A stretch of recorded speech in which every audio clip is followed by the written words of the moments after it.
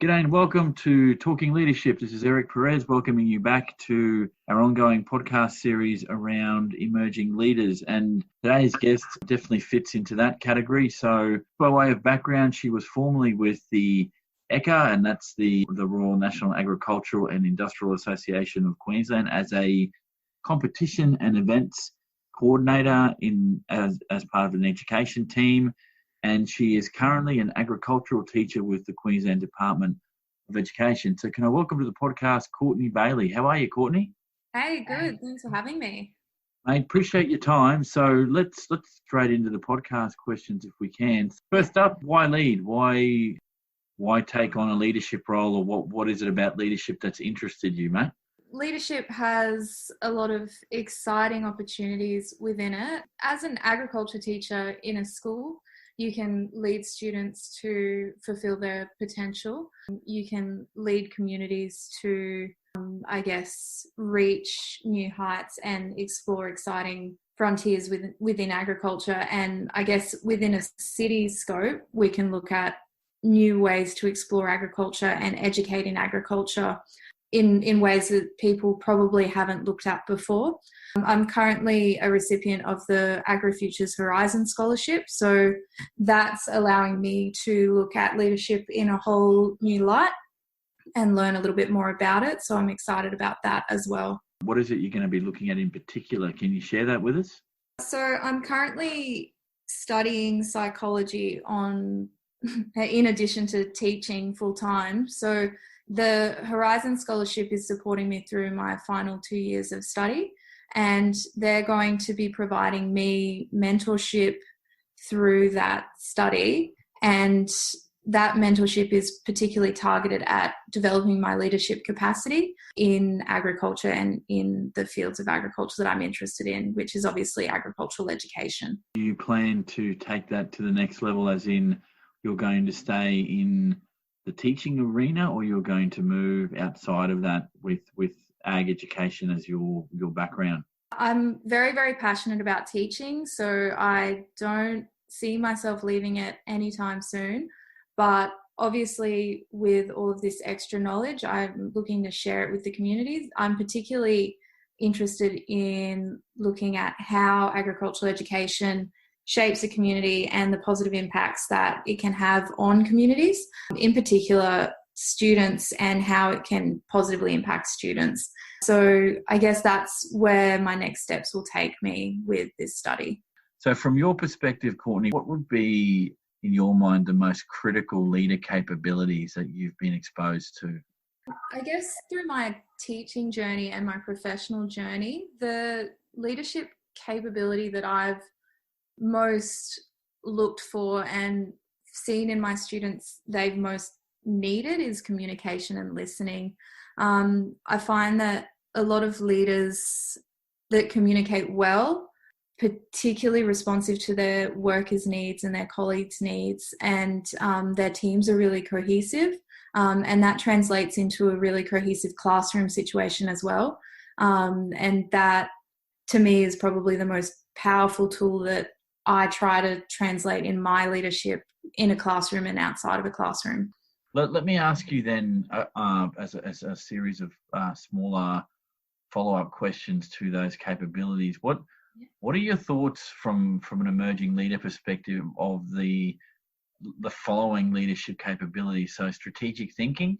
Strategic thinking obviously is incredibly important for a business sense. It's really good to see people embracing emerging leaders, especially within the scope of something like this AgriFutures Horizon Scholarship, because it means that businesses and agribusinesses are quite happy to have new young talent come in. And that to me says that people have a growth mindset, which to me, again, is quite cohesive with a strategic thinking culture within a business.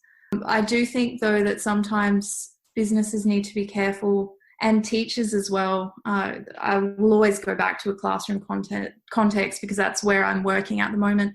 We sometimes do get stuck a little bit within strategy and possibly don't think about the wider context of how it will work, how it will work within the current employment situation that we have, within the current workers that we have, and possibly don't communicate it particularly well. So strategic thinking is exceptionally important, but we need to go back to the other pillars of the business and think, wow, is it going to fit? How will it fit? And is it a good fit for my core business? No, that's great. And thank you for your insight. I mean, getting out of that school context into the world of work, I guess, is two very different arenas. So it seems like you've got a foot in both camps, which is quite an interesting way to develop your skill set as a leader, because you'll see leadership from two very different perspectives. So that's quite an interesting mix there. So you mentioned communication. So the next one I might ask you about is foresight. So what are your thoughts on that?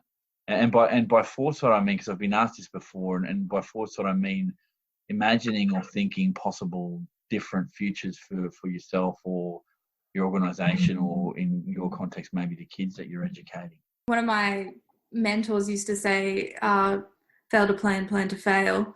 In this current situation, it's quite hard to think of any way that anyone could have possibly thought of what would be happening right now and where we would be right now on lockdown with all of these restrictions around us, with the current COVID situation as it is.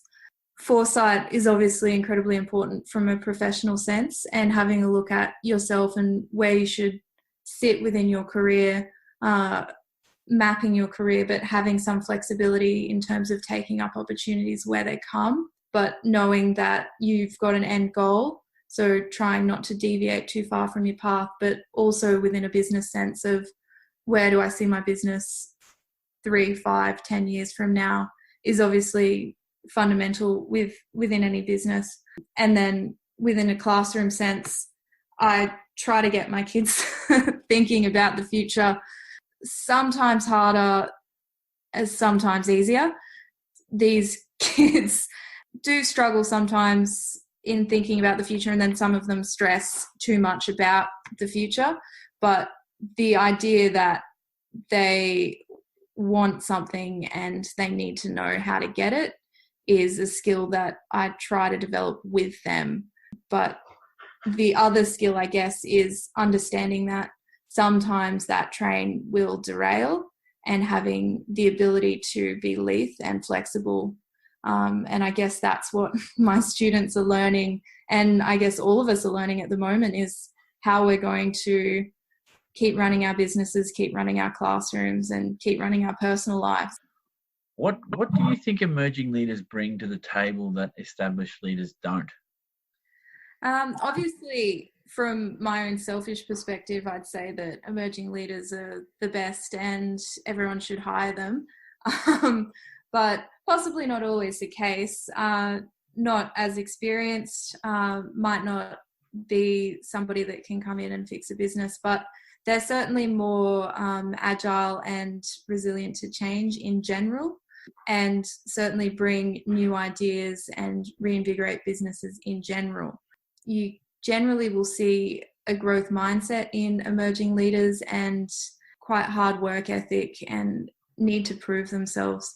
So when I look at mentoring my students and when I think about myself as an emerging leader, I think about what skills we're bringing in the 21st century as well into new businesses, and what skills we can train into businesses. And that certainly within my students' context is a lot of computing skills that possibly businesses didn't have in the past. And that's certainly something that businesses should be looking for and appreciating in their young people. You alluded to this topic area that I'd like to move to now, if that's okay, Courtney, is leader development. You mentioned that you've got the scholarship. Did you say scholarship or sponsorship? It's a scholarship.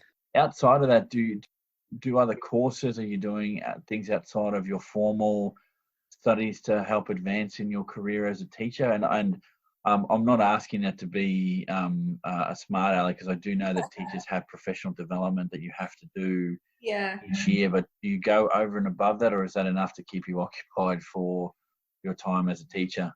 I generally try and get as much industry-based experience in as possible. So obviously you did mention that, teachers have a certain number of hours of professional development that they need to fulfill every year, and that I devote to pedagogy, so how to teach effectively.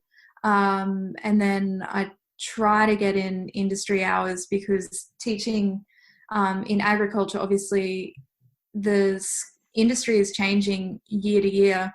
Our technologies are developing so quickly, and I want to remain relevant for the students' sake. So I take up as many opportunities as possible through that. I became involved with the Australian Women in Agriculture through their conference last year, and I'm part of their youth group now, and that to me has been incredibly valuable. They push a lot of content through to us, and the girls in the youth group are incredibly supportive in basically providing peer mentorship as well as providing us avenues in finding professional development if we so choose to look for it. In addition to that, obviously they take us on tours for industry tours, and there's talks and conferences if we so choose to go. In connection to that last question, what's your view, Courtney, on this thing called lifelong learning? Is that something you subscribe to, not really interested? Is that just, is it an integral part of what you do as a teacher? Yeah, it absolutely is. Look, I'm on my second degree, so for me not to prescribe to lifelong learning, I'd be a liar. I think it's absolutely essential that we continue to learn, and I think that information is changing at such a rapid pace that we need to keep up. So it's very important that we are learning all the time. Courtney, you've mentioned a few times, and I'm more than a little interested in this, about mentoring. You mentioned it about a mentor that you had that gave you some good advice, and then women's professional group that you're in. Have you had lots of mentors, and have those arrangements been more formal or more informal? Yeah, so I've had several mentors, most of them informal, in teaching formal, because that's the way that it's set up. It's very formalized within the teaching context, but within, I guess, my industry dealings I've had, and my university studies, several informal type mentors, whether it be a boss or a university lecturer. I basically probably annoy people and try to pick up as much information from them as possible. And most of the time they're amenable to that, which is very kind of them. I had probably several people that I've learned quite a bit from. The first would be my first boss, Peter Wilson. I used to work as in a commodities trading company in Toowoomba. And he taught me quite a bit about communication, thinking on your feet, basically juggling 30 balls that were all on fire at one time, and how to deal with that. He always had time for people, and there was so many lessons that you could take from him. It was amazing. University lecturer I had that was particularly influential was Phil Curry at the University of Queensland. Yeah, two very influential mentors for me. From whom do you think you've drawn the most in helping your approach to leadership? I'm interested to find out, have any of them shaped what your thinking is around leadership at all? Those two people I've just mentioned certainly did. And then I guess my formal teaching mentors as well. I guess when you look at a teaching construct of a leader, it's got a lot of parallels to what a business leader should look like. So there's been one particular teaching mentor that I've had, and she's been very, very strong, huge advocate for student rights, huge advocate for teacher rights, and really, really calm and collected under pressure. Again, that communication has been a really strong point for her, and she's something that I never will be, which is incredibly organised. So I look at her and think, wow, that's something that I could pick up as a skill. And so I've really tried to take those strong points from her and utilise those as best as I can.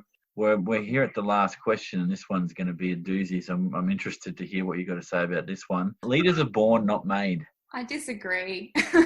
That's okay, you can disagree. So next question then, why do you disagree? Well, if you were born a leader, then you would never have to try to become a leader. So you would have no view on lifelong learning, would you? Okay, fair enough. There you go. Yeah, people have the capacity to learn, people have the capacity to change, and people have the capacity to grow.